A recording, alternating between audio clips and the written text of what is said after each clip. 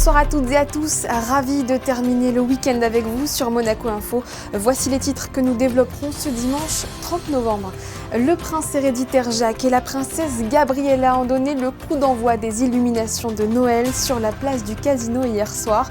Monaco s'est transformé en royaume féerique sous le regard émerveillé des passants que vous entendrez dans un instant. Une ambiance de fête également du côté du stade Louis II. Monaco a fait tomber Paris après 3 défaites consécutives en Ligue 1. L'AS Monaco FC a enfin brisé la mauvaise série en s'imposant contre le Paris Saint-Germain. Magnès Akliouche s'est confié en zone mixte. Combien de fois avez-vous regardé votre smartphone aujourd'hui ? Beaucoup sans doute.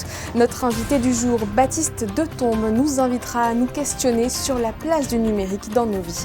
Et puis nous prendrons la direction du Sporting Monte-Carlo où le gala de clôture de la 5e édition du Festival des Étoilés s'est tenu. Les chefs du groupe Monte-Carlo Société des Bains de Mer, récompensés par le guide Michelin, Alain Ducasse, Yannick Aleno, Dominique Laury et Marcel Ravin ont offert un dîner exceptionnel. Nous vous emmènerons en coulisses. Comment ne pas retrouver son âme d'enfant en se promenant à Monaco pendant la saison des fêtes ?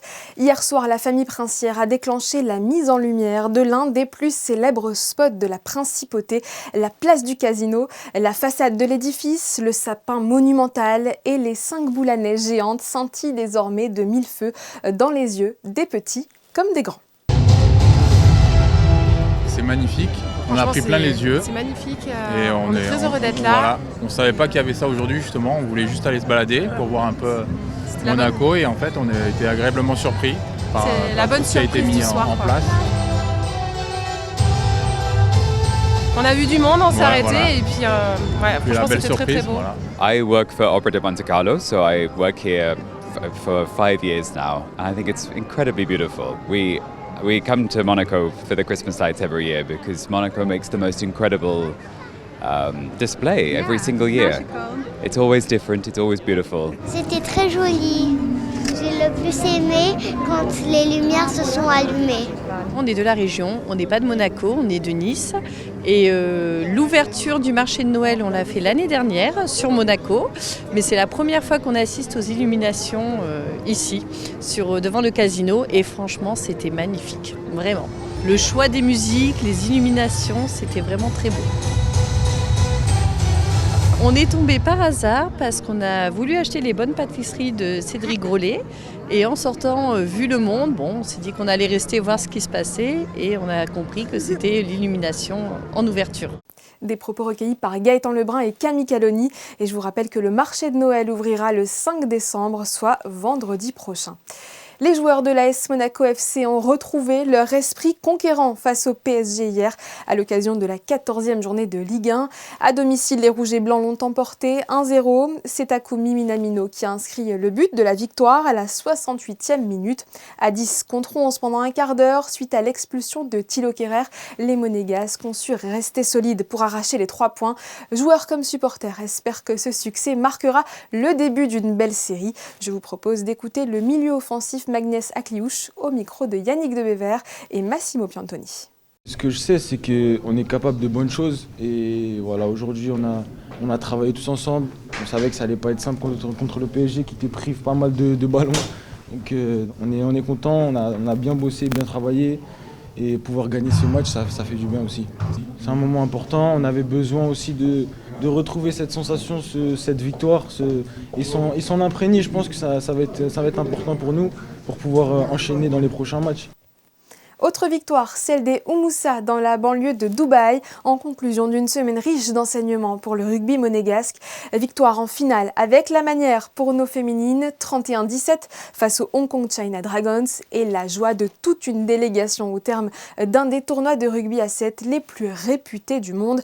Pas moins de 20 catégories distinctes pour près de 350 participants. On retrouve sur place nos envoyés spéciaux Sylvain Péroumal et Christophe Paco en pleine célébration d'un formidable succès pour nos couleurs.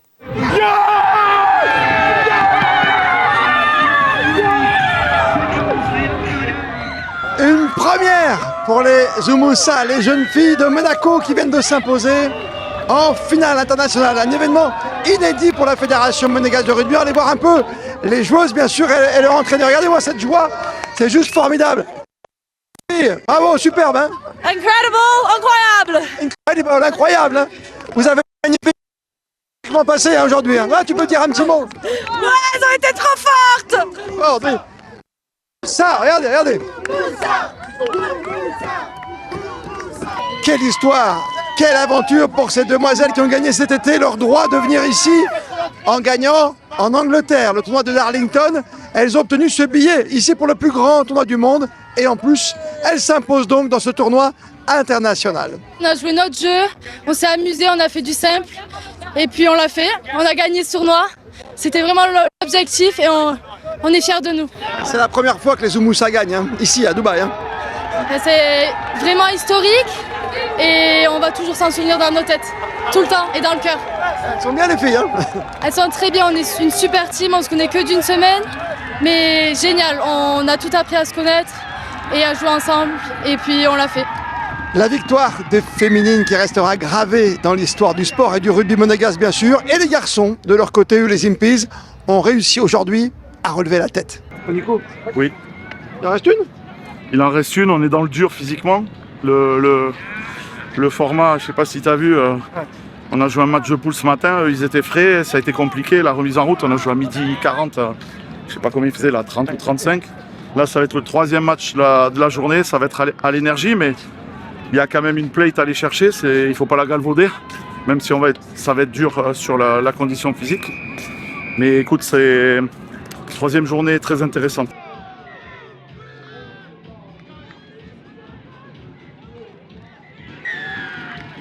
Pas facile d'arriver en finale bien sûr pour les Impies et de perdre comme ça, mais c'est le rugby Abdou, ça s'est joué à quoi aujourd'hui ? Ouais, en vrai, on a fait deux grosses journées qui n'étaient pas vraiment, on n'était pas vraiment au niveau, mais on s'est rattrapé aujourd'hui avec deux difficiles victoires. Et après, ça s'est joué sur des détails où on n'a pas su se retrouver dans l'énergie et tout, mais on a fait l'effort qu'il fallait, mais juste les petits détails qui nous a manqué, des trucs techniques et que ça. Sinon, dans l'ensemble, c'était vraiment parfait. Merci en tout cas pour le spectacle, bien sûr, Abdou. Et on va regarder ce qui s'est passé pour les développements ce matin. Déception là aussi. Plutôt rageant cette défaite en quart de finale. C'est dommage, mais on ne peut pas dire qu'ils ont volé le match. On pouvait gagner si on avait fait des bons choix un peu meilleurs, mais globalement, ils ont eu plus de possession et à la fin, ils ont eu la chance de passer cette robe. C'est très frustrant, surtout que je pense qu'il y avait la place. On fait beaucoup d'erreurs en première mi-temps. Mais voilà, le match est fait, c'est la dure loi du sport. Donc maintenant, il faut effacer tout ça et repartir de plus belle pour la suite. Une journée de finale qui met un terme à une semaine extraordinaire ici en plein cœur du désert à quelques kilomètres de Dubaï. Une semaine on a vécu ensemble, bien sûr, c'est pas un vain mot pour cette équipe monégasque bien soudée autour de 4 équipes. 60 personnes composaient la délégation invitée par la fédération, bien sûr, monégasque de rugby avec comme partenaire la Fondation Princesse Charlène. On a éduqué, on a joué et on a beaucoup communiquer. On reviendra l'an prochain, bien sûr. Le numérique menace-t-il notre humanité ? C'est la question que s'est posée le diocèse de Monaco lors de sa dernière conférence du cycle Rencontres. Elle était organisée vendredi à l'Agora en présence de Baptiste de Tombe. L'auteur diplômé en philosophie politique et fonctionnaire au Parlement français est avec nous. Bonsoir. Bonsoir. Merci de nous accorder cette interview à l'occasion de votre venue à Monaco pour cette conférence intitulée « Numérique, notre humanité menacée ». Alors je vous pose la question, Baptiste de Tombe, est-ce que nos vies sont menacées par les écrans ? Je crois que vous avez un avis assez tranché. Alors nos vies, biologiquement, non, elles ne sont pas menacées par les écrans. En soi, on pourra continuer de respirer, de manger, d'aller en vacances et travailler. Donc à ce niveau-là, tout va bien. La question qui se pose pour nous, c'est est-ce que notre humanité est menacée ? Est-ce que l'expérience humaine est diminuée par l'intégration dans le monde numérique. Et ce que je défends précisément, c'est que ce monde numérique-là, effectivement, altère notre humanité, altère l'expérience de la vie, l'innocence, l'émerveillement des premières années, comme par ailleurs le sentiment d'épanouissement et de satisfaction qu'on peut avoir à l'âge adulte. Tout cela est menacé par une ère numérique qui malheureusement nous fait voir trop vite, trop tôt et trop souvent aussi des contenus qui soit participent à créer en nous la frustration via une déprime qu'elle entretient, ou alors qui nous font finalement douter de l'existence et de sa réalité à travers une frontière entre le réel et le virtuel qui tend malheureusement à devenir floue. Et ce point de vue, vous le partagez régulièrement dans les médias, mais aussi dans votre livre « L'homme démantelé » paru chez Artege. C'est important de vous engager. Je précise que vous avez seulement 24 ou 25 ans, je crois. Oui, c'est ça, 25 ans. 25 ans, c'est important pour vous de vous engager. Quel est le message que vous souhaitez faire passer, notamment à travers ce terme de démantèlement ?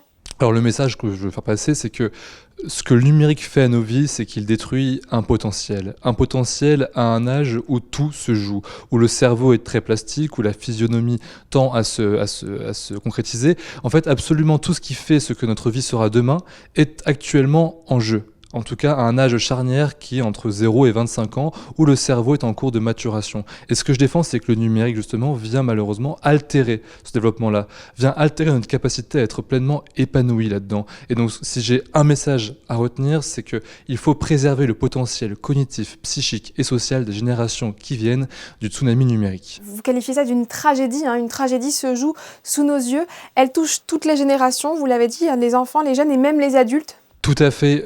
Donc effectivement, il y a un effet plus important pour les jeunes générations, que ce temps que leur prend l'écran, ils ne pourront jamais récupérer et ça a parfois des conséquences, par exemple cognitives, qui sont en partie irréversibles. Donc effectivement, c'est encore plus important. Ceci étant, ce qu'on voit, c'est que les générations qui les précèdent sont aussi tout à fait prises dans le tourbillon numérique et sont encore moins sensibilisées à ces questions-là parce qu'elles ont du mal à en percevoir toutes les ramifications sociales, à quel point ça peut aussi être un piège duquel il est compliqué de sortir parce qu'elles le voient comme un loisir encore, quelque chose d'agréable qui fait partie du quotidien, mais elles n'arrivent pas à comprendre que pour les générations les plus jeunes, en fait, c'est leur vie entière. Le mode d'existence par défaut des générations passées était l'ennui. Le mode d'existence par défaut des générations qui viennent, c'est le numérique. Donc on voit ici qu'il y a une vraie rupture anthropologique et toutes les générations sont concernées et j'ai peur que les générations qui nous précèdent aient parfois plus de mal à comprendre concrètement l'ampleur du changement anthropologique qui se joue sous nos yeux. C'est la raison aussi pour laquelle je veux alerter que toutes les générations confondues sont concernées, mais qu'il y a un âge, disons, plus charnière où il faut être encore plus vigilant. Et justement, pourquoi est-ce que l'ennui est important ? Alors l'ennui est important parce que l'ennui, ça va être le début des grandes aspirations. Il faut savoir que sur le plan psychologique, et déjà Pascal l'expliquait bien en son temps, on n'arrive pas à rester dans une pièce seule à ne rien faire. C'est impossible. Notre cerveau, notre psyché, notre humanité a toujours besoin de se donner quelque part, de pleinement s'investir ailleurs. Et si en fait on s'ennuie, on va avoir un départ pour de grandes volontés, de grandes aspirations, de grandes aventures. Et c'est parce qu'il y a l'ennui premier, finalement, qu'on se pose la question de qui je suis au monde et qu'est-ce que je veux faire de ma vie. Et ces questions sont vraiment cruciales pour le développement de l'homme en devenir et il est important qu'on se les pose. Et pour se les poser, il faut un temps de latence, il faut un temps mort et je soutiens la chose suivante, le temps mort est peut-être le seul temps de vie que nous avons vraiment en nous. Alors que le numérique est partout aujourd'hui, est-ce qu'un retour en arrière est envisageable ? Enfin, comment pourrait-on surmonter ce bouleversement anthropologique, comme vous le nommez ? Alors, je ne plaide pas pour un retour en arrière, je ne peux pas pour revenir à une situation ex ante. Le numérique est présent et dans plusieurs aspects, c'est une bonne chose. Donc là-dessus, il n'y a vraiment pas de sujet. Ce que je veux dire simplement, c'est qu'il est important de repérimétrer, c'est-à-dire de rendre un espace au numérique qui est plus contrôlé. Et pour le contrôler, à mon sens, il y a des générations à protéger. Donc par exemple, mettre en place un âge minimal pour l'accès aux réseaux sociaux me paraît être un prérequis. Il y a aussi des procédés à interdire pour éviter l'effet addictif du numérique et de l'écran. Donc on peut parler des vidéos courtes, mettre un temps plancher par exemple, interdire le scrolling infini, mettre un droit de paramétrage par défaut pour l'algorithme personnalisé ou l'algorithme chronologique. En fait, il existe plein de mesures concrètes à mettre en place, mais cela implique une chose, une forme de bras de fer avec les GAFAM, avec TikTok. Donc ça implique de la volonté politique et du courage politique, des choses qui parfois peuvent manquer. Et c'est la raison pour laquelle il faut vraiment rester là-dessus droit, dur et fidèle. Et par ailleurs, des pays comme les Pays-Bas, l'Italie ou même le Danemark très récemment ont commencé à mettre en place des mesures fortes. Pour le Danemark et l'Australie, il est quand même question de mettre un âge minimal pour les réseaux sociaux. Le droit de l'Union européenne aujourd'hui l'autorise aussi pour la France, par exemple. Donc il y a quand même un sujet qui se pose à nous et des axes juridiques qui nous sont ouverts. Donc saisissons l'occasion, agissons parce qu'il est encore temps de sauver, entre guillemets, les générations qui viennent du tsunami qui arrive. Merci beaucoup, Baptiste de Tombe, d'avoir partagé votre opinion sur notre antenne.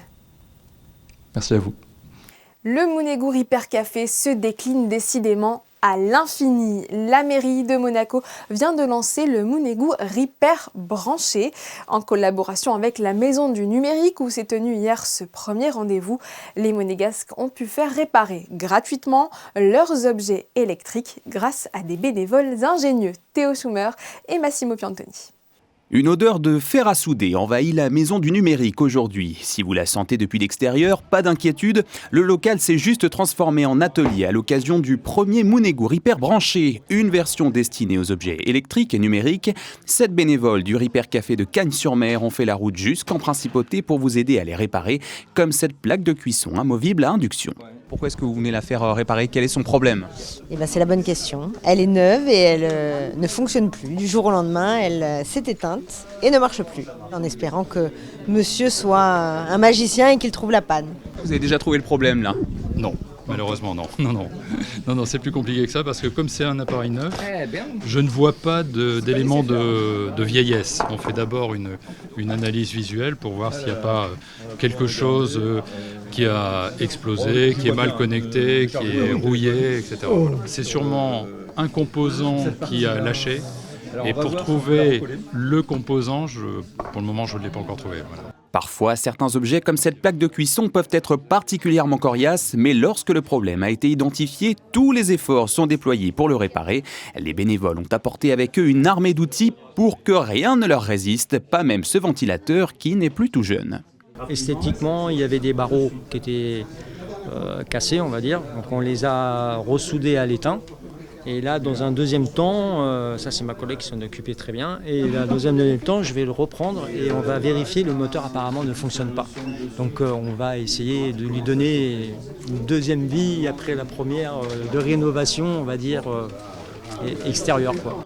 Ce premier Monégo Repair branché est l'un des nombreux rendez-vous organisés dans le cadre de la Semaine européenne de réduction des déchets et qui tiennent particulièrement à cœur à la Principauté de Monaco et à sa mairie. C'est une des volontés principales de l'institution communale.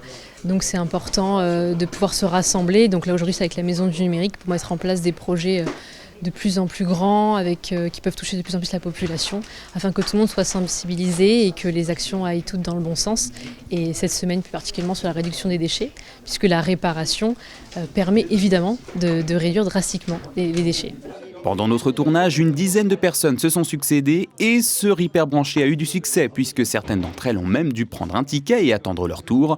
Un succès qui appellera donc sans doute une nouvelle édition très prochainement pour secourir encore plus d'objets en détresse. Une constellation de chefs pour un dîner exceptionnel. Hier soir, le gala du Festival des Étoilés a clôturé la programmation des 4 mains en réunissant les chefs étoilés de la Monte Carlo Société des Bains de Mer. Quelques heures avant le début de la soirée, Théo Schumer, Massimo Piantoni et Camille Caloni ont suivi l'un d'eux en cuisine, le chef exécutif de l'Hôtel de Paris, Dominique Lory, Immersion.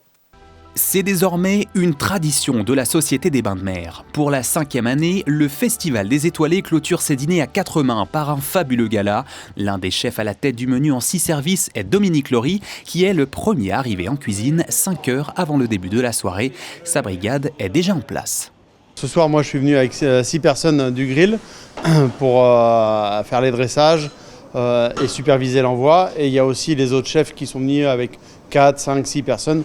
Et chaque chef va donner un coup de main pour que chaque plat, on fasse un travail d'équipe, qu'on soit tous ensemble pour le dressage de chaque plat de chaque chef. Il faudra compter 30 minutes d'intervalle entre chaque plat servi. Les 10 étoiles du resort Alain Ducasse, Marcel Ravin, Yannick Aleno, Emmanuel Pilon, Domenico D'Antonio et Cédric Grolet vont ainsi se succéder en cuisine avec leur propre brigade pour servir leur plat signature aux 275 convives attendus. Dominique Lory, lui, opte pour celui-ci en entrée. Pour le grill, on a réalisé une dorade marinée grillée avec une délicate gelée et un granité au coin et copeaux de poutargue pour démarrer tout en fraîcheur. Donc la dorade qui est marinée et grillée, à côté la gelée de poisson de roche, les copeaux de poutargue, quelques pousses d'herbe et après au moment de l'envoi on mettra un jus au chardonnay et un granité coin gingembre. Il s'agit du 2e plat qui sera servi ce soir. Dans la cuisine attenante, une autre brigade prépare le 3e. 7 plats se succéderont au total, mais c'est dans la salle des étoiles que nous les découvrirons au fur et à mesure. Justement, avant d'accueillir les invités, dernier tour de salle pour le chef Dominique Lory qui ne laisse rien au hasard. Tout doit être parfait pour être à la hauteur de ce prestigieux gala.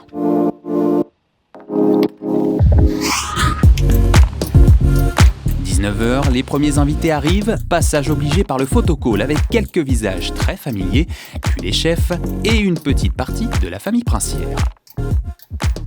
Après le discours de bienvenue du président délégué de la Monte-Carlo SBM, Stéphane Valéry, la magnifique salle des étoiles du Sporting Monte-Carlo s'illumine pour laisser place à la dégustation des plats qui sont peaufinés sous les yeux des invités puis distribués dans un ordre millimétré.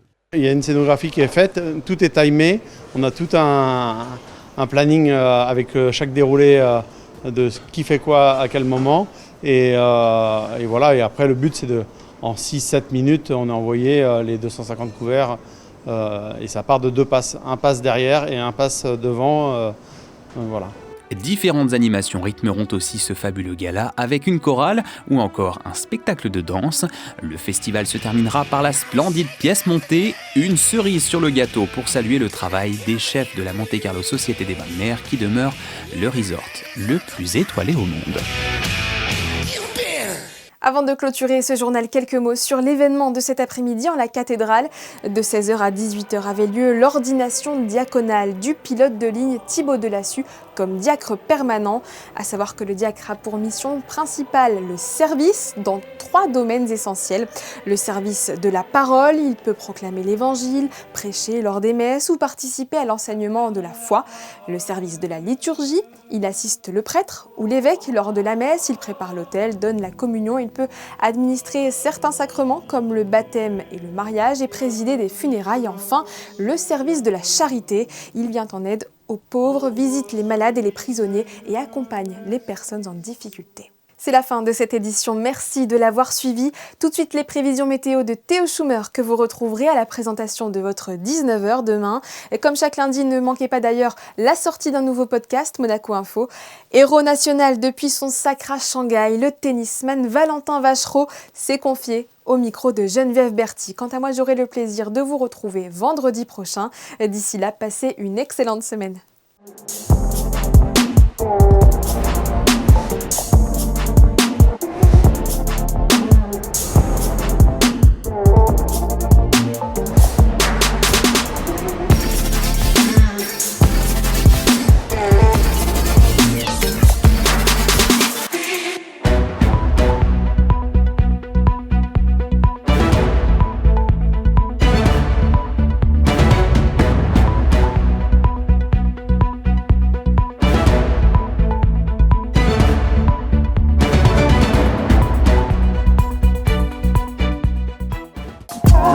Retrouvez la météo avec Maya Bay, le restaurant référence thaï japonais de Monaco.